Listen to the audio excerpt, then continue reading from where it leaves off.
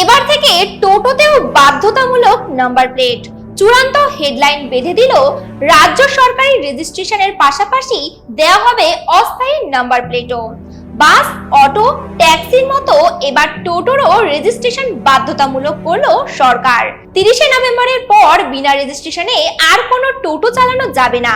শুক্রবার সাংবাদিক সম্মেলন করে একথা জানালেন রাজ্যের পরিবহন মন্ত্রী স্নেহাশিস চক্রবর্তী।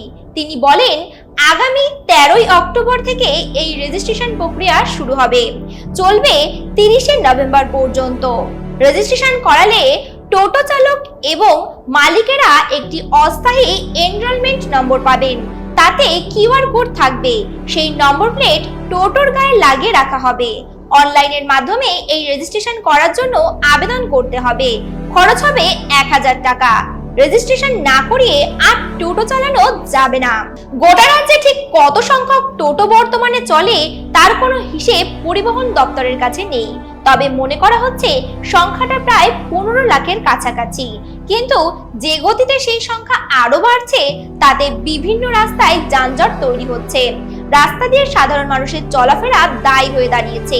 তাই টোটো নিয়ন্ত্রণে সরকারের তরফে নির্দিষ্ট গাইডলাইন আনা হচ্ছে। প্রথম ধাপে দেখা হবে কোথায় কত টোটো চলে, পরে টোটোর নির্দিষ্ট রুট বেঁধে দেওয়া হবে।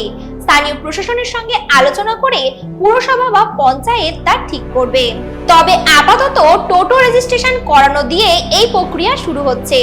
পরিবহন মন্ত্রী জানালো, টোটো চালকেরা যাতে অনলাইনে এই রেজিস্ট্রেশনের জন্য আবেদন করতে পারেন তার জন্য প্রত্যেক আরটিও অফিসে ক্যাম্প করা হবে। একই সঙ্গে বাংলা সহায়তা কেন্দ্রেও এই কাজ হবে। তবে মন্ত্রীর কথায় কারো জীবিকা যাতে ক্ষতিগ্রস্ত না হয় সেদিকে লক্ষ্য রেখেই সরকার এই কাজ করবে। প্রথম ধাপে রেজিস্ট্রেশনের জন্য 1000 টাকা লাগবে। তারপর 6 মাস আর কোনো টাকা দিতে হবে না। তবে টোটো চালাতে প্রতি মাসে 100 টাকা করে ফিস দিতে হবে। টোটোকে শৃঙ্খলায় আনতে পাশাপাশি এর নির্দিষ্ট গাইডলাইনও বেঁধে দিচ্ছে সরকার, যেখানে জানানো হয়েছে জাতীয় এবং রাজ্য সড়কে কোনোভাবেই টোটো চালানো যাবে না। তাছাড়া যারা বিনা অনুমতিতে এই টোটো তৈরি এবং বিক্রয় করছে আগামী দিনে তাদের বিরুদ্ধেও ব্যবস্থা নেওয়া হবে।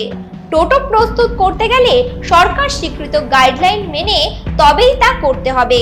আপাতত কেন্দ্র স্বীকৃত 9টি সংস্থা থেকে 3 চাকার এই যান কিনতে হবে।